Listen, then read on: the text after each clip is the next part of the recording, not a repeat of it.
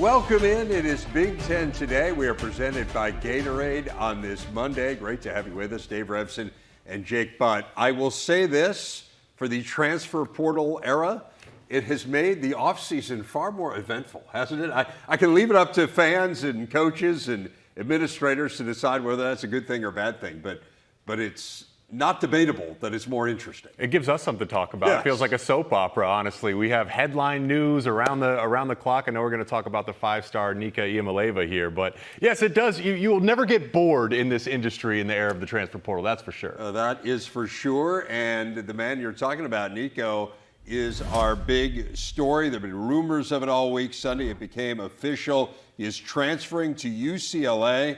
The former Tennessee quarterback, a native of Long Beach, California, left the volunteer program last week, reportedly due to unhappiness with his NIL numbers. He helped guide the Vols to the CFP last season, joins a Bruins program that was 15th in the Big Ten in scoring offense in conference play a season ago. Let's talk about this whole saga first, Jake. And I think it's fair to point out, his dad said it wasn't about NIL.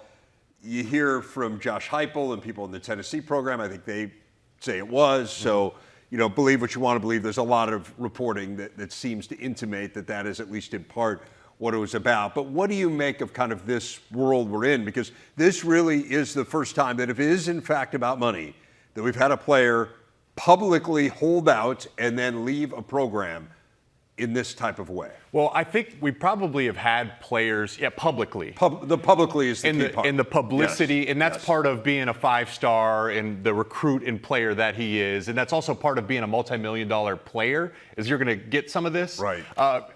I think, there's that storyline, and then the major storyline is this is just a product of the system that we're in. This is the system that's been created, and again, we're beating a dead horse by saying this, but you have to go back to the missed opportunities the NCAA leadership could have taken to potentially get ahead of some of this and protect the players.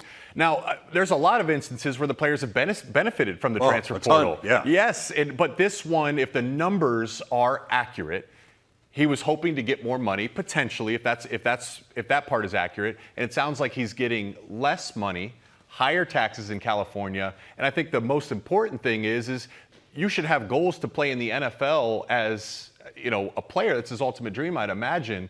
And objectively speaking, UCLA it's going to be a steeper mountain to climb at UCLA than what it would have been at Tennessee under Josh Heupel's system. So that you factor all that in. The good thing for him, he's a California kid, so you get to go back home. Yep. That part from an emotional, spiritual, mental standpoint, that can help elevate his game. Maybe he has connections there in California to bring talent around him. But this news was certainly shocking from the jump. It was, and it's interesting too to note that this is the year where people feel like, we've heard the term Wild West a lot. This is kind of the wildest of the Wild West years, because the belief is that we're going to have this rev share model and that schools are going to start paying student athletes directly. But until the House case settles, the NIL portion of it is unregulated. Yeah. And so you're hearing about huge numbers out there because people want to spend that NIL money that they've collected here over the last few years. And the belief is that when the House case settles, you're going to have to kind of justify that money in terms of being at market value. You don't have to right now. And so maybe this is the exception rather than the rule going forward. That said, UCLA gets a highly thought of quarterback. So what does this mean for the Bruins? Yeah, real quick to what you're saying too. I think that the issue still is it's the fact that we have to use the word maybe in the uncertainty is still the biggest issue to me. Well, we'll know once the case settles, right? Right. But until that, and even right now, I believe there's some fluidity, like, talking to Michigan, so you're getting half of the year of rev share this year. So it's like if the ultimate number is 20 million, it starts in July, it would be at 10 million. But some schools are drawing on future balances. So there's some fluidity there. But okay, back to UCLA. I mean, this is huge. This is a massive elevation for your program. This is a premier talent, one of the most desired recruits going back to high school, and a guy that has college football playoff experience. And I do think that being a California kid is important. Understanding the program wants to recruit California. That is a hotbed of talent right there, local for them to pluck from. So you have a talented kid that can inspire other talented players to come to your program. This is a huge get for the Bruins. It is. They had already signed a portal quarterback, Joey Aguilar, and so it'll be interesting to see now what happens to him. Competition is the best for everybody, right? They've got 9 quarterbacks on the roster. But again, this is a team that was 8th in the Big Ten in pass efficiency a year ago. They need this. They need to improve their offense in general, their passing game in particular. So it's huge to get Nico, no doubt, for UCLA. Let's get into some other storylines. Michigan held its spring football game on Saturday, a low-scoring affair, just 17 total points scored in the game. 7 of them came on a trick play at the very end of the game. Michigan coming off a season which saw them go 8-5, but they did win their final 3 games, including victories over Ohio State and Alabama. You can catch the game this Sunday here on the Big Ten Network, but Jake had the cheat code. He was there to call the game. So you were able to watch it in person and really form some opinions here. Let's talk about Bryce Underwood first, just because the quarterback position is always going to draw the most attention. You look at his numbers, and they were somewhat pedestrian, and they were, I would say, padded a little bit by that last play, right? 88 passing yards came on one play. We were talking in the green room earlier, and you said, hey, wait a minute. You got to look at the big picture of how these teams were divvied up. So give me, from what you saw, what was the assessment of Bryce Underwood and where he stands in his development? Physically, you see the gifts. Just when he takes the field, he looks like a grown man out there, and yet he's 17 years old. The way the ball leaves his hands, I mean, you see some of these throws, the zip and the power and the inertia and the tight spiral. This is a talent, Michigan is not used to having. J.J. McCarthy had that talent. He is a whole nother level in terms of arm talent. And yet we build our stars up. This isn't just a Michigan thing. This is just in general. We build our stars up to break them down. We sell this game, and I'm guilty of this too. I was excited to see the 5-star, the most highly touted recruit, regardless of position, in Michigan history. And yet, even though there's no film out, I see the headlines now of his stats, and people have all these different, opinions on it. The spring game, that is not a good measure of who Bryce Underwood is going to be. You split the rosters in 2. So he's throwing to freshman wide receivers and, walk-on wide receivers, walk-on tight ends. Your brand new offensive coordinator that's installing a new offensive system. He's not even calling plays. Steve Casula, the tight end coach, was calling plays for his team. You split up the offensive line. So that's not a great benchmark for us to say or project who Bryce Underwood is going to be. I'll take what the coaches have said, which is the entire body of work of the spring ball, that this kid has something extremely special, and they are excited for the future. He's not the starter yet, okay? Mikey Keene is going to be back healthy in camp. There'll be a quarterback competition, but I'm going to take the spring game with a grain of salt. That's going to be interesting. Keene, as you mentioned, the Fresno State transfer, he was out for the spring, but the understanding is that he should be back and healthy and ready to go come the summer. So it'll be fascinating. Again, because of the hype that surrounds Underwood, it's going to be tough not to play him at least a little bit, but interesting to see who trots out as the starter on opening day. What about the rest of the offense? Offensive line was really good last year. Can that group take a step forward? Running back, you obviously lose 2 really good backs there. Kind of how do you see the rest of this offense coming together? They feel good about the running back room. You bring in Justice Haynes from Alabama. You got Jordan Marshall, who had an excellent bowl game, and they feel like they have a 1-2 punch there that is everything that they need, and a couple young guys that they're excited about. The offensive line, I think it finished stronger than it started at times, certainly shaky last year. I get the sense that they feel the offensive line at this point is much further along than the offensive line was last year. Now, why might that be? Well, when Sharon Moore becomes the head coach, there's a vacancy at the offensive line coach. They hire a talented young coach in Grant Newsome, a guy I played with. He had no offensive line coaching experience. So that was new for him last year as well. So what did they do to kind of help him out a little bit? They bring in a veteran coach, Juan Castillo. So now you're investing in the coaching staff into that room. You have 2 coaches to coach the 5 guys on the field at once. I think that's smart. I get the sense that they feel they have 7 or 8, maybe 9 guys that could potentially start, but there hasn't been enough separation to say they know who the best 5 are. They're going up against one of the better defensive lines in the country, and they've said that they have held their own this spring. So I think that that's extremely encouraging for Michigan. Yeah, I want to ask you about the defensive line. I mean, you're going to lose 2 first-round picks, Kenneth Grant and Mason Graham, and we know defense really good. Yeah. A year ago, you're talking about the defensive line being a strength of that group. Do they feel? I mean, I don't know you replace those guys. Yeah. But they still feel like the defense is going to be at or near the level that it was a season ago. They do, and Josiah Stewart was explosive player. He's not a first-round pick, right, but he's going to be maybe a day 2 pick. So, yeah, you don't replace those guys. And yet Coach Sharon Moore said he feels you will not find a better defensive line unit in the entire country. They've recruited well. They've developed well. They're 7 or 8 deep at that D tackle position. Wink said, hey, we may not have first-round talent, but we got a bunch of bouncer-type guys that'll just throw you out of the club. Rayshon Betty's been in the program. I thought that was a fitting way to describe it. I don't think I've ever heard that. It was a good way to put it. Yeah, I like that. Derek Moore could have been a day 2 pick. He's an NFL prospect that decided to come back. TJ Guy had 5.5 sacks in a rotational role last year. So they have talent. The question is can one of those guys elevate to a first-round talent? If not, you feel you have a bunch of day 2, maybe day 3 NFL draft picks in the defensive line. It's going to be a fascinating team to watch. The way that they finished last year obviously built up the expectations and then the hype around Underwood. It'll be really interesting. A team only a couple years removed, as we know, from a national championship. I want to talk about Illinois. We should.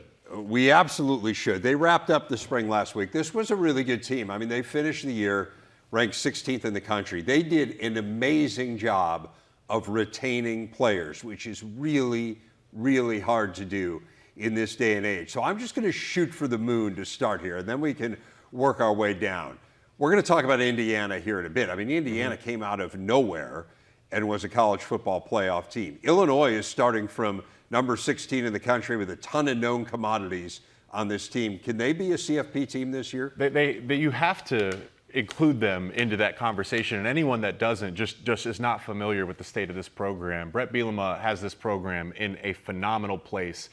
You have 10 wins. They were in that conversation of a potential 3-loss playoff team and then finished to beat a really good South Carolina team. And now you return 18 starters. You bring back your entire offensive line. Luke Altmaier is a guy that has taken massive strides year over year. One piece that's underrated here is you have coordinator continuity too. Barry Lunny Jr. has been there for an extended period of time. This is his system. Defensive coordinator Aaron Henry, he has taken massive strides every year, and this is the same system that Ryan Walters ran. So you have all this experience, you have coordinator continuity, and you have a team that got a taste of major success last year, but feels they can take that stride. I looked at it, they had 4 wins that were within 1 score. So they weren't exactly blowing off team. They have to keep their foot on the gas pedal, but there's a lot of reason to be excited about Illinois. You mentioned Aaron Henry. I was excited for him last year because I felt like it did take a step back, which was understandable. And Ryan Walters had arguably the best defense in the country. By some statistical measures, they were the best defense in the country a couple of years ago. And then Aaron Henry comes in, and they just weren't at that level. They got really good again last year. They've got some real star power back on that defense. And then Luke Altmaier, he stopped throwing the ball to the other team. He made better decisions with the football. I do wonder a little bit about the wide receiver position. You lose a lot of production there. Can you replace that? I think that's a big question mark. Yeah, and they went to the transfer portal and got a couple guys from West Virginia. They got a couple, highly touted recruits, 4 stars that they're excited about. Hank Beatty is a guy that is their most experienced returning receiver. He's a slot guy. Maybe he could be, Isaiah Williams type role from a few years ago. But I do think the offensive line actually benefits the receivers because Altmaier 2 years ago was sacked more than anyone in the Big Ten. Mm-hmm. Okay, so you start to protect him a little bit better. All of a sudden he elevates and he can distribute the ball outside. Can you run the ball? I think the run game has a ton of room to grow. Khalil Valentine, that's a guy we covered on the Big Ten recruiting show a few years ago that Brett Bielema is excited about. So it's the collective piece, and that's kind of Barry Lunny Jr.'s system, is there's opportunities to get the ball and spread the ball around to a lot of people. I think the wide receiver receivers will benefit from the experience around him. You mentioned Valentine. You got Aiden Lawfrey, Caden Fagan as well. And just as you said, deep room. The continuity in the offensive line, when you think about great Brett Bielema teams through the years, and a lot of this is going back to his time at Wisconsin, but that's what he believes in, right? It's not to say he hasn't evolved, because I think he's evolved a ton over time, and I think he really wants to have a dynamic passing game, and they had a pretty dynamic passing game a year ago. But Brett Bielema at his core wants a big offensive line that you can run the ball behind. Man, there's a ton to be excited about when it comes to Illinois football. Our Gatorade game leaders focusing on Indiana's remarkable year from a season ago. Hoosiers set a school record for overall wins, conference wins, and double-digit wins.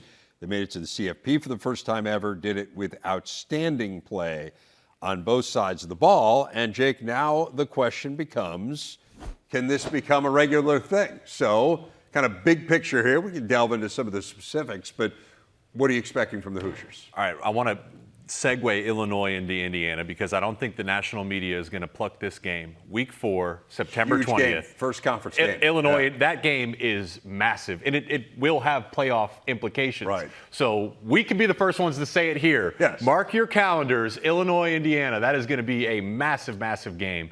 But yes, very excited for the Hoosiers. Very excited for their quarterback position, bringing in Mendoza. You know, we had the chance. I was there for Notre Dame, Indiana.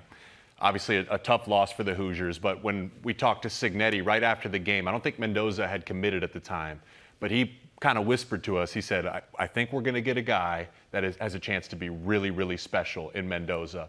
And he already showed potential, you know, before coming to Indiana. But I look at Curtis Rourke as a guy that had a successful career at Ohio and then elevated further in this system. Indiana returns a ton of production too. Offensive line is in a great place. Bringing in Coogan from Notre Dame to hold down the interior. Their left tackle, Carter Smith, is probably going to be an NFL guy. They think that offensive line can take a step forward. Roman Hemby at the running back position. I think he can be really special. That freshman year he had at Maryland, we were looking at this guy like he might be one of the best running backs in the country. Can he get back to that in this system? So, again, this is what Cignetti's going to do. He had a ton of roster turnover in his first year at Indiana. Now you have a little bit more stability, and you're bringing in key pieces, which will ultimately be the formula going forward. And you mentioned the transfer quarterback in Mendoza. It becomes a lot easier sell. Really, not just Curtis Rourke, but you go back to the JMU days, and they did a really good job of taking quarterbacks and developing them into all-conference picks. The offensive line to me is really interesting. Coogan from Notre Dame, you mentioned Zen Michalski comes over from Ohio State. He started one game last year, didn't go great, but can you plug him in? Certainly a really highly thought of kid in recruiting circles. When they lost last year, the offensive line was great, and I know they feel like they'll protect Mendoza a lot better than he was protected at Cal. But in the games they lost last year, the offensive line was part of the reason that they lost. So can you elevate that unit not to be really good against the teams that you're at an equal level, but maybe those teams that get you from winning 11 to winning even more? I got our rundown here, so I know every team we're going to talk about, and I'm going to be a bit repetitive because I will continue to bring up the offensive line. I know we like to talk about quarterbacks, but in that middle of the conference, that middle pack, I believe offensive line play, trench play, is actually the biggest separator before the teams that win at a high level or don't. And it sounds like Indiana, that was a key piece. They were really good for the bigger part of the year.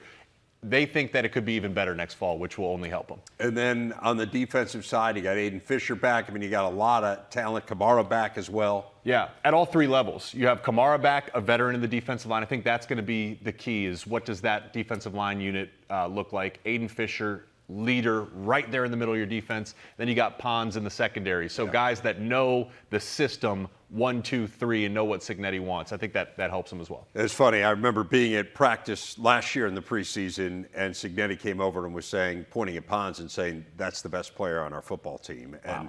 And there were so many good players on that team last year. I think it's almost hard to differentiate who the best one was, but that was high praise. No doubt. So that's the story with Indiana. They were a surprise last year. Wisconsin was a surprise probably for different reasons. I mean, this is a school, they made 22 straight bowl games. It was the second longest streak in Big Ten history. It came to an end last year. Luke Fickell, the trend hasn't been great here, but now can you turn it around? Can you get it kind of a hard reset? You got a new offensive coordinator in Jeff Grimes. Kind of where's this going here with Wisconsin? It feels like such an important season for Luke Fickell in this program because of the history and because of how it's really looked. I actually, the record is one thing. I think more importantly, it's just how it looks. And I think our crew called 3 straight Wisconsin games last fall. And just talking to Coach Fickell and his staff, it felt like there was just a disconnect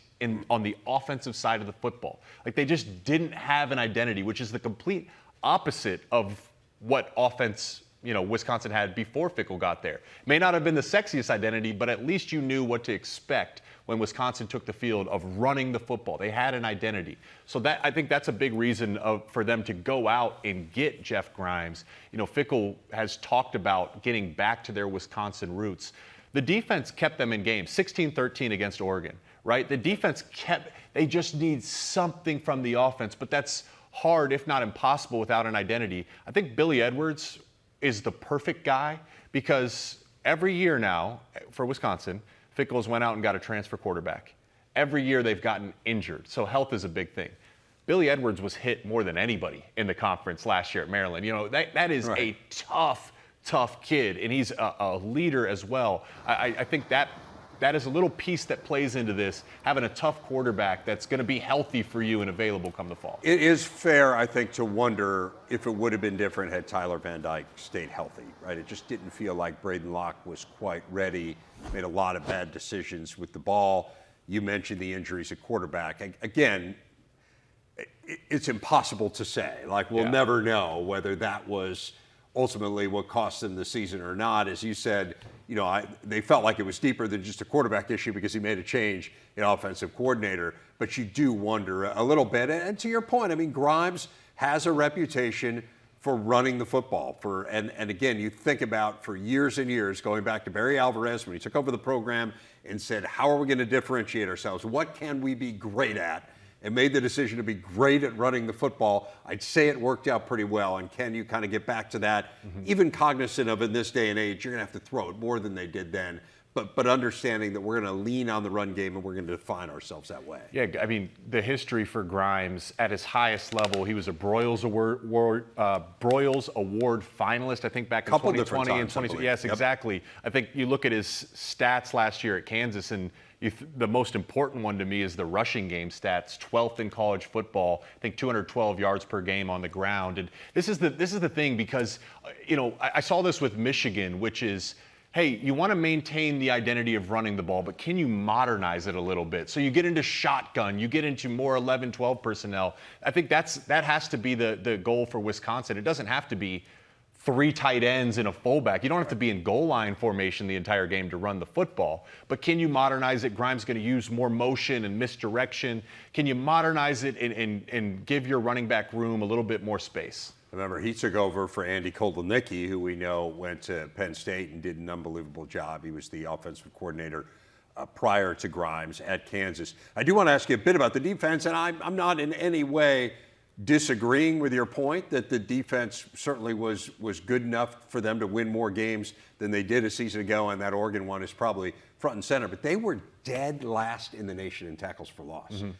Dead last. It's incredible. They were 4th in the Big Ten the year before, last in the nation this year. So they've got to figure out a way to get more disruptive there, Jay. No, you're absolutely right. And again, you think about what Wisconsin football was at their best. It was elite, disruptive defensive lines. You knew you'd have to come to play up front playing the Badgers. And Dave Aranda, where you had no idea where guys were coming from on defense. They were... There was a bit of an identity crisis on the defensive side of the ball here since Fickell got there because they were trying to turn over their roster, turn over their system. But I have felt that they found their identity more so than the offense. I felt that the defense was in a better position and took strides more so than the offense. But yes, the defensive line, just the trenches in general for the Badgers. We talk about, Nico and UCLA, being able to recruit your area. What kid grows up and wants to go to Wisconsin? You're talking about a Midwestern offensive, defensive line. Like, that should be the identity of your team, and it hasn't been the case. So again, it goes back to how important this year is. And it's not going to be a 10-win season. That's a tough, their schedule's brutal yes. schedule, and it's been brutal. And some of this is luck of the draw. So it doesn't have to be a 10-win season, but 7 or 8 wins and having a clear identity and the team coming out and playing with belief and inspiration will be big. I think the big thing for Wisconsin fans is give us some proof of concept. That's it, yeah. Just show us that we're headed in the right direction. You certainly have to get back and make a bowl game, but as you said, it will not be easy. That schedule is really, really tough. We are talking Terps next. Mike Locksley, the head coach of Maryland, is going to join us. Some changes there after a down year. Talk about Locks' new coordinators with him, his new quarterbacks. That is straight ahead on Big Ten Today. Headlines out of College Park after Maryland saw a streak of 3 straight bowl games come to an end. New coordinators on both sides of the ball, Pep Hamilton and Ted Monachino. Some of the mainstays from last year are gone, as with every program. The QB position particularly intriguing. UCLA transfer Justin Martin and highly recruited freshman Malik Washington. And head coach of the Terps, Mike Locksley, joins us now. Today's big interview. Coach, final week of practice as you head towards Saturday's spring game. Give us a sense of your biggest priorities here heading into this final week. You know, I think the big thing for us, Dave, we've had two really, our two toughest or most revealing practices have occurred the last couple of Saturdays where we've had 120 play scrimmages and really has given me a good idea of, you know, which guys. And for us, we took the different approach this spring in that it had an OTA feel, NFL-ish. Our scrimmages were more running, blocking, catching, tackling, and throwing to see just how guys are fundamentally improving. And I'm looking forward to staying healthy, which we've been able to do most of the spring, with then now just having kind of a showcase this Saturday where we put them out in front of a crowd and we see them go out and again, run, block, catch, tackle, throw, which are the fundamentals of the game. And that's what we focused on until we get to June 1 where we start building our team. I want to ask you a little bit about your 2 new coordinators because it's always interesting when you make switches there. Let's talk first about Pep Hamilton, and certainly Big Ten fans are very familiar with him from his time at Michigan. Really well-traveled, really accomplished offensive coordinator. What should we expect this to look like under Pep?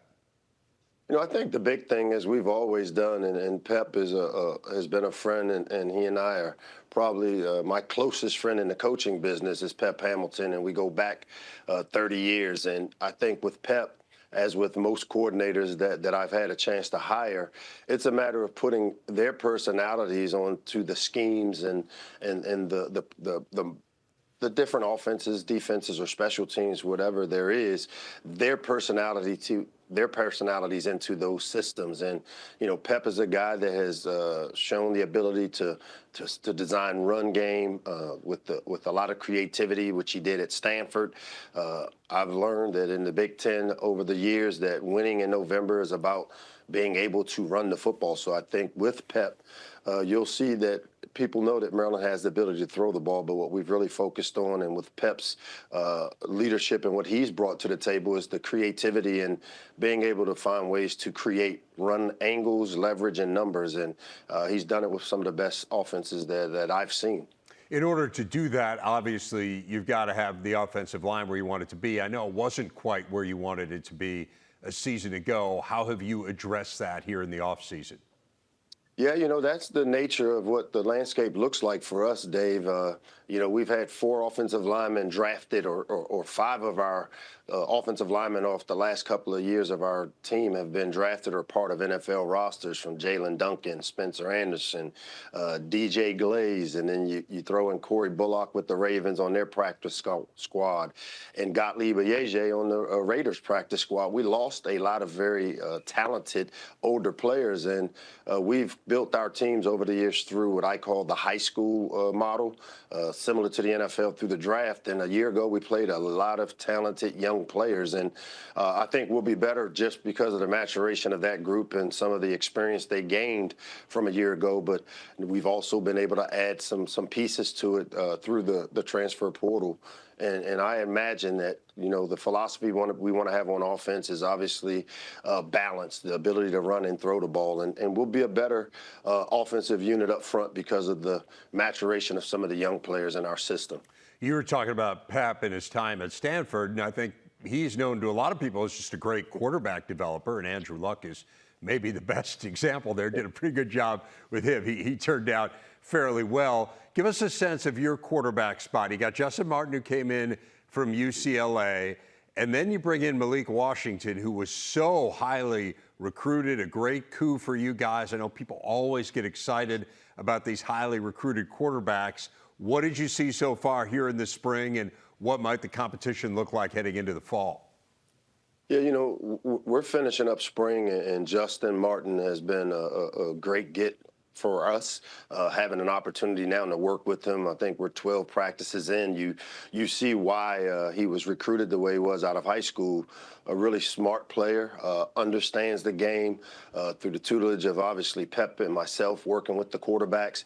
I've seen him get a comfort level in what we want to get accomplished on offense, and that leadership and obviously the experience that he's gained, having been in college, with Malik, on the other hand, I think he has been as advertised, as I've said before. You see a maturity out of him that I've only seen out of a few people. Jalen Hurts comes to mind, who I had a chance to be a part of his freshman year there at Bama. To see that maturity level, it's very similar, not to compare because I hate comparisons, but I would say the maturity level that Malik has shown at a very early stage in his career is what kind of gives me hope that, hey, this competition will be one that we see continuing, and me seeing that we're going to need both those guys at some point, and we're preparing them as if that's how we'll play. Let's go to the other side of the ball, and you took a little bit of a step back there last year. You've made a change at coordinator, Ted Monachino coming in. Again, a guy with a really good track record, both in college and in the NFL. How do you get better? How do you get to where you want to be and where you were, frankly, just a couple of years ago on defense? Yeah, we talk a lot about elevating this year, and to me, when you elevate, that means you have to separate. There's no way to elevate without separating from something. And, for what we've built this program on, the foundation that it has been built on through guys like Brian Williams and some of the other coordinators that I've had in the program, as we get into this new landscape, and I've often continued to talk about the pro model that it's starting to feel like, what better or who better to bring in to help elevate your program than guys that understand what it takes to coach at that level, to prepare players for that level. And, I think Ted Monachino, much like Pep, brings the NFL experience while also having spent time in college to understand we are still building through the high school, but now we've got to take a different approach that instead of building for 3-4 years down the road, it's every year we have to build a team for right now. And that's kind of been the approach, because I've been one of those the best is ahead programs over the years because of how we've developed our team and our players. But when you start paying guys, the best has to be now. And so I've turned to guys like Ted Monachino, Pep Hamilton, and even Andre, who's come in as our special teams coordinator, turned to guys that have done it at a high level to help us elevate the program, which I expect us to do. Lox, you were mentioning there paying players, and we're now in an era where we have rev share, right? So where it comes directly from the universities, or let's assume we will, when this House case settles, which could be any day now. When you couple that with perhaps regulating NIL somewhat, I know you've had some attrition here during the spring. Join the club. Everyone's had some attrition during the spring. But in your mind, like a year from now, what's the right model? What should this look like, assuming that we are going to be in a full rev share world?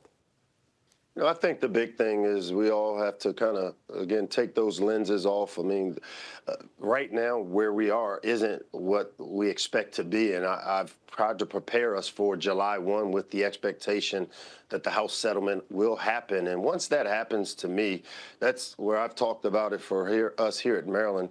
It's the right model for us. I mean, we lay in a landscape in between two major metropolitan areas where our players should be able to benefit from the model of true NIL, and then the money that we're using on our players comes directly from the TV revenue share, which we all know football is the engine that typically drives the train of that model because of the type of money that we make from the Big Ten TV deal in football. I expect the parity from the $3 million team, the $23 million team to kind of shrink. And this is where I've said it all along, that this is a great model for us here at Maryland.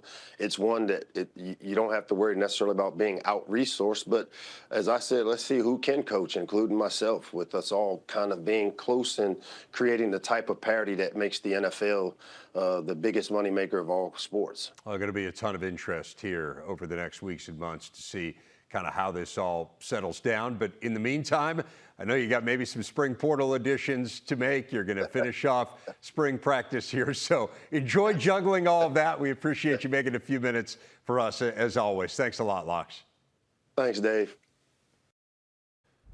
It is time to go around the Big Ten, where Michigan's men's gymnastics team captured the national championship on Saturday night. It's the program's 7th title all-time, first since 2014. The Wolverines beat 5-time defending champion Stanford in the final by just under 0.2 of a point. Nebraska was 4th, Penn State 5th, Illinois 6th. Michigan's Fred Richard took home the individual all-around title. Conference came oh so close to sweeping team national titles in gymnastics. The UCLA women finished 2nd at the NCAA championships. Bruins just 0.4 of a point behind national champ Oklahoma. Olympian Jordan Childs finished the national championships with the top all-around score. The Oregon women's golf team captured the Big Ten title yesterday in Maryland. The Ducks tied the 54-hole conference tournament record to win the title in their first season in the Big Ten. They did this despite being down 3 strokes heading into the final day. They were 12 under yesterday. Oregon sophomore Kiara Romero earned the individual medalist honors, a 7-under 209. Men's lacrosse, Ohio State, the 1 seed in the upcoming Big Ten tourney, won the regular season for the first time ever Saturday, coming from behind atop Michigan. The top 2 get byes into the semis. That's OSU and Maryland. Other 4 play quarterfinals next Saturday, semis and finals the following week in Ann Arbor and here on the Big Ten Network. Northwestern wrapped up the spring with an open practice on the lakefront in Evanston on Saturday. The Cats, coming off a 4-8 season, won 2 conference games. This after a fabulous year amid some really challenging circumstances the season before, when they won 8 games, including a bowl, under then interim coach David Braun, obviously now the full-time head coach at Northwestern. And so much with the Wildcats revolves around the offense. It was dreadful a season ago, frankly, and that was reflected in their record. What makes you believe, or do you believe, they can be better this year? Well, I previewed this earlier. We have to talk about the offensive line. That will decide my belief or disbelief. In talking to Coach Braun last year, we were in the midst of a meeting with him, and he just we were asking him about, the projections, and it was a frustrating season. And he almost stopped us and said, listen, until we improve the offensive line, nothing else matters. Yeah. So that's what I saw on film, and that's what I believe to be true for Northwestern and for a lot of teams. He gave a shout out to their offensive line coach, Bill O'Boyle. He said that this group has taken major strides this spring, 11 healthy offensive linemen this spring, so you have depth and competition there. All that's really encouraging. And I think they went heavy portal, too, yes, on the line, and got some guys who played well. I'm on a bit of a tangent here, Dave, is I look at the development of offensive line versus defensive line. And I look in the offseason and I see, Von Miller and Max Crosby, they hold these pass rushing summits. Then I see these high school camps like the Rivals camps, the 247 camps. You're not allowed to wear pads, okay?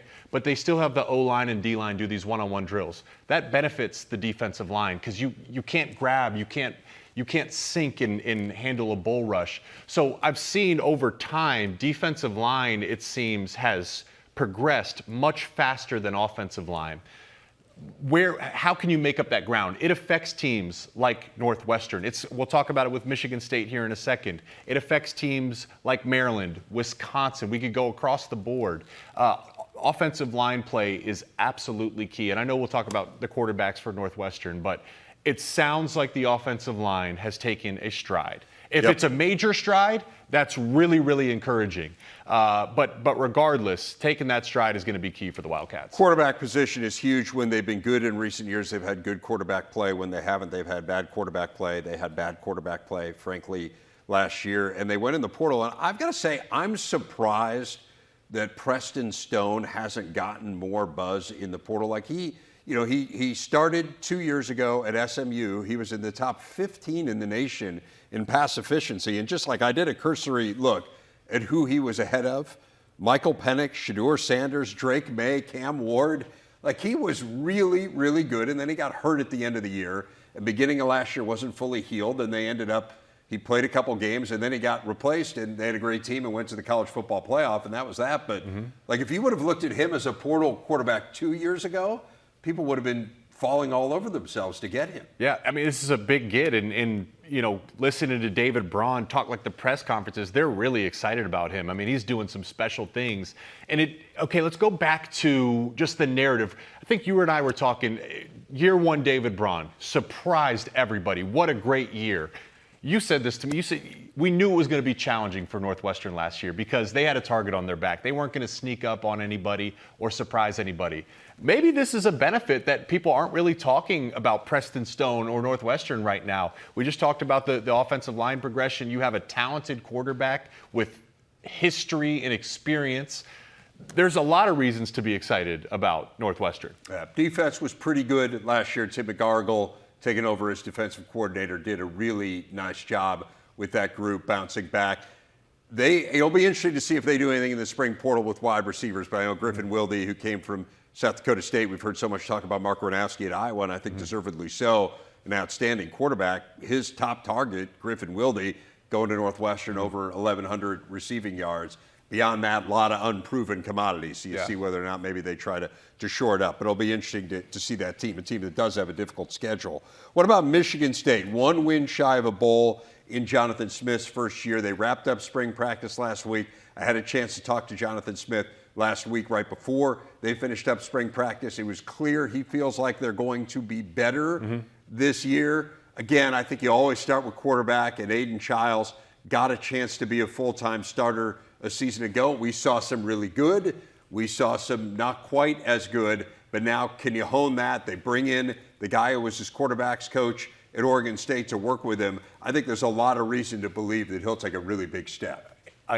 Before I even talk about him, I'm going to talk about the offensive line again. I know I warned you guys, but yet what we saw was there was not just like there was special stuff he put on tape, and he can do some special things. But then there was some major mistakes and kind of just lapses of mental awareness at the quarterback position. Too many turnovers, too many bad throws. But I go back to the offensive line again to say, if you don't have a quality offensive line, he's not going to trust the protection, which is going to lead to bad decisions. If you can't run the ball on first and second down, all of a sudden you're in third and long. You're forcing your young quarterback to press and play beyond himself.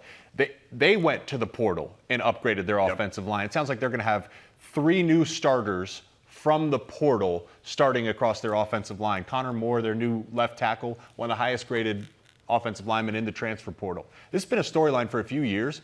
A few years ago, I think they planned to play a spring game and then literally had to call it off because they had 8 healthy offensive linemen. So, again, it's just a common theme here across the board. And I'd argue more than a few years. I mean, I'd argue, like, if you kind of look back to when they were great under Mark D'Antonio And then what's changed here? I would argue the offensive line is one of the biggest things. They had the one Kenneth Walker year. I think he masked back. He masked bad offensive line play. Yes, I mean that may have been a lot more about him, but that was probably like the only time you think about them like really running the ball in the way that we had grown accustomed to Michigan State doing it. So I do think that's really interesting. And frankly, in talking to Coach Smith last week, he said trenches on both sides. Like to your point, before we got to talk about Aiden Childs, he talked O-line, and he said they got to be better in the D-line too. Yeah, and he shouted out, listening to some of his press conferences, he shouted out the strength program as well. Like, this is hard when you're rushing. Year one, you're rushing. You don't have a chance to set everything in stone. So now you have a chance to catch your breath. You have a winter conditioning program where he said the offensive line, their strength numbers, defensive line strength numbers, weight numbers, all those numbers were up throughout their winter conditioning period, which led to a better spring. Now you have a summer conditioning period to take further strides. So yes, trench play, Michigan State at its best, led the way. It'll be an interesting team to watch. They've got some star power on that team. I mean, Nick Marsh, Stud. Ooh, yeah, total stud. Should be fun. More football talk tomorrow. Anthony Herron going to join me. We will see you then. Thanks for watching Big Ten Today.